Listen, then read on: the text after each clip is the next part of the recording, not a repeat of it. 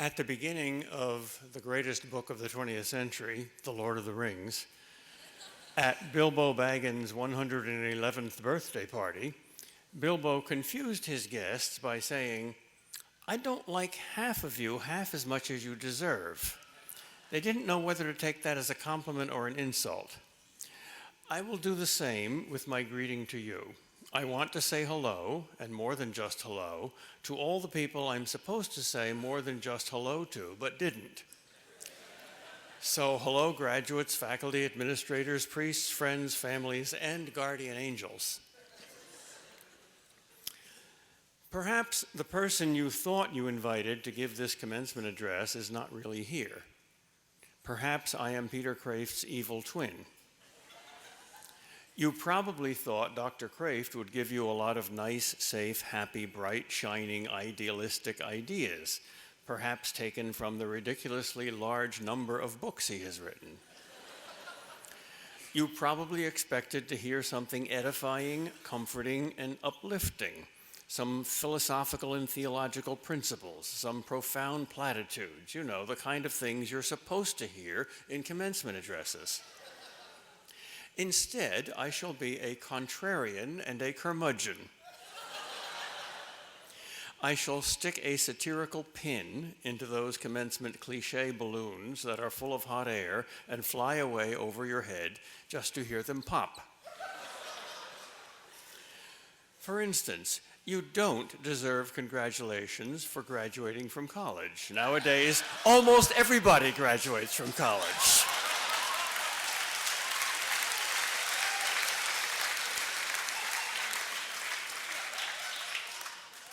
And you are not our hope for the future. You're not God. Stop the presses. You're not even wizards. You're only little human hobbits. And you won't save the world. You're not Jesus Christ. You're not even Barack Obama.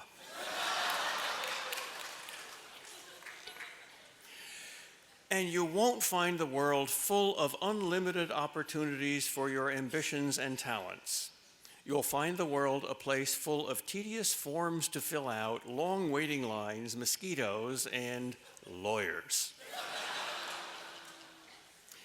You also won't find the world a challengingly miserable place for you to make more comfortable.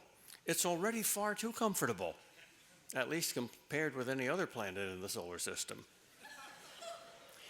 And you can't accomplish everything you put your mind to.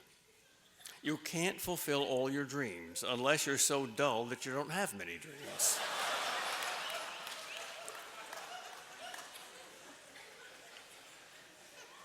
You are not Superman.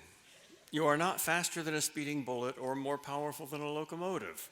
And please do not try to leap tall buildings at a single bound. Remember what your mother told you when you were 4 years old and tried to fly by jumping off the garage roof. You are ordinary little hobbits like me, thank God. Be happy with that. God must have loved little hobbits. He made so many of them. In fact, he became one of them. So what wisdom can I give you then, if all these traditional commencement platitudes are nice lies? Well, let's see. There are 4 things commencement addresses are supposed to be, and these are the 4 main reasons why nobody really likes them. Of course, you have to pretend to like them. Their whole purpose is not to give you wisdom, but to test your patience and politeness. In other words, to turn you into Canadians.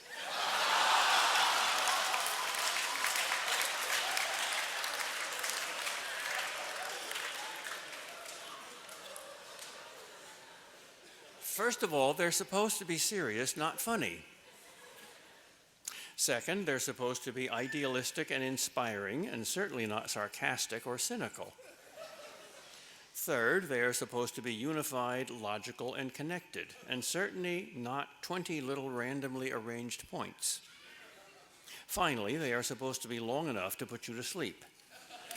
They are not supposed to be mercifully short. So I will now take revenge on all the many serious, idealistic, logical, and long commencement addresses that we both have ever heard or read, except for Alexander Solzhenitsyn's and Mother Teresa's Harvard commencement addresses, which are masterpieces, by giving you a commencement address that is exactly what it should not be, one that is not serious, not idealistic and positive and uplifting, not logically organized, and best of all, not long. The reason it's not serious is because life is far too serious to be taken seriously.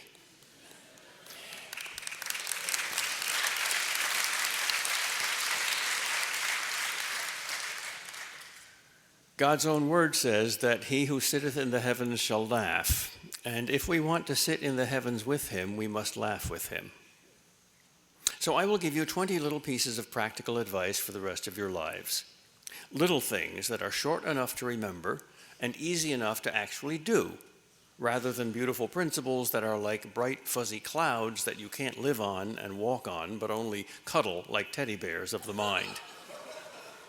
I am allowed to do this simply because I am now old enough to qualify as a curmudgeon, and eccentric behavior is tolerated in a curmudgeon. I begin with two of the most practical principles in human life. One principle is for guys and the other for girls. This summer, if you go camping, guys, even if you're all alone, never pee into the wind.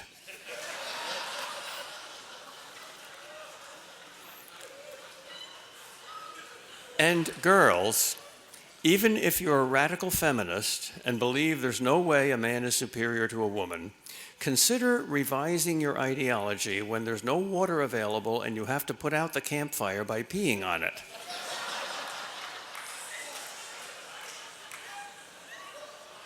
Get a guy to do it. It's the one thing we're really superior at. We have distance.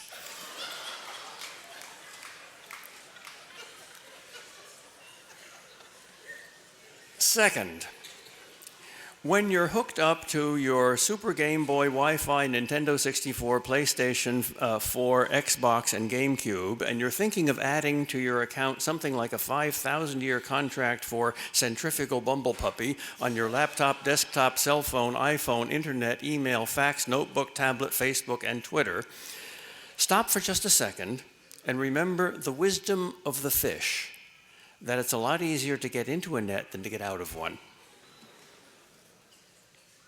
Third, if any of you ever take a philosophy course in graduate school, or read a philosophy book or article by some typical contemporary philosopher, and you discover that half the philosophy professors in America, unlike all the professors here at Christendom, are quite insane, and actually worry about questions like how you can prove that the external world really exists, that you're not really a brain in a vat, only dreaming that you're in a real world.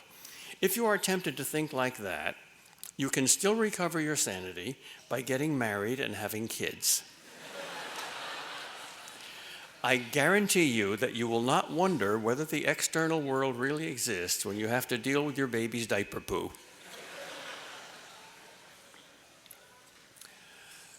Fourth, if you're ever confused by the difference between love and lust, as most Americans are, remember something very simple. You can tell the difference in the spelling. Lust sees the body as meat, M-E-A-T, while love sees the body as a meat, M-E-E-T. You can only meet, M-E-E-T, another person, but the meat that you eat is only part of yourself when you eat it.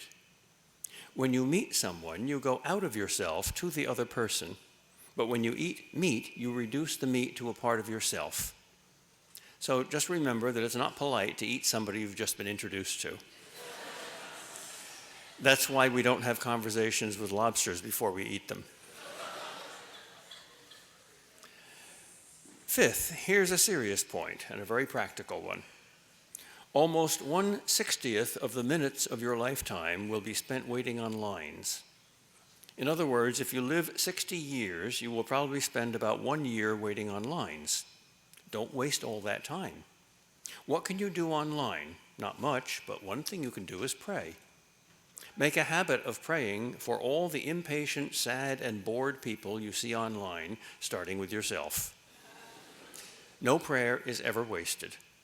If we saw all the differences that were made by even the smallest of our prayers down through the centuries, we would probably die because we wouldn't eat or sleep. We just pray all the time. This is why God in his mercy keeps us stupid. Sixth, and when you pray, remember how Jesus taught us to do it. We're supposed to pray, "Thy will be done on our earth as it is done in your heaven." God keeps reminding us of that because we keep praying instead, "My will be done on earth as it is done in my mind." So pray to change yourself, not to change God. Seventh, if you want to remember a good sermon, remember the shortest one ever preached, the one God spoke to St. Catherine in a mystical vision to summarize the whole Bible in 4 words. He said, "I'm just trying to get across 2 things. 1, I'm God. 2, you're not." But we keep forgetting that second point. In other words, we're all idiots. At least we have a very severe case of ADD. Philosophers have ADHD, attention deficit high definition. But God loves all his severely brain-damaged children. God is nuts, thank God.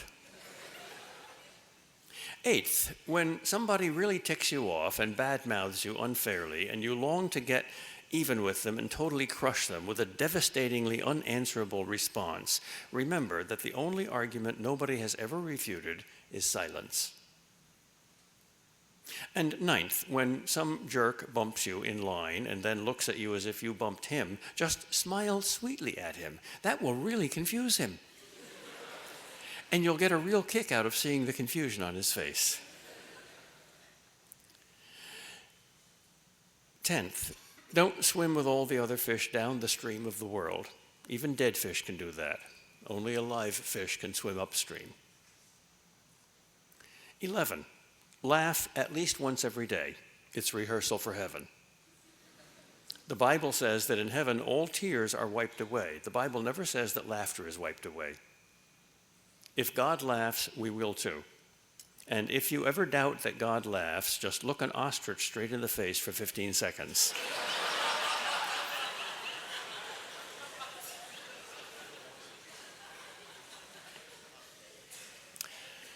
Twelfth, if somebody puts you on a desert island and lets you take only 3 books, be sure that one of them is How to Build a Boat.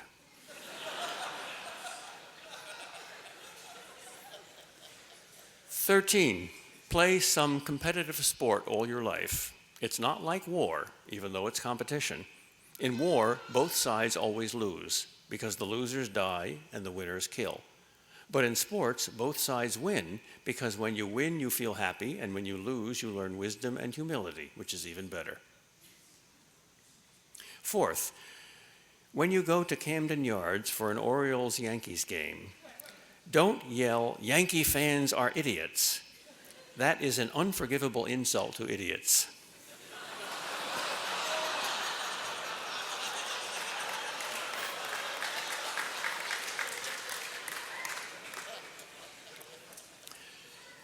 "15th, when you wonder what is the meaning of life, don't read the philosophers, but watch some old Italian men playing bocce ball and laughing very loud. Remember that God is smiling at them, at these silly and lovable creatures, in exactly the same way their wives are. You certainly won't find the answer to the question of the meaning of life from some smarty-pants Harvard philosopher who's figured out that the question is logically meaningless. 16th, get both a dog and a cat. It's good for very different species to learn to live together. It's very broadening. That's why God invented marriage.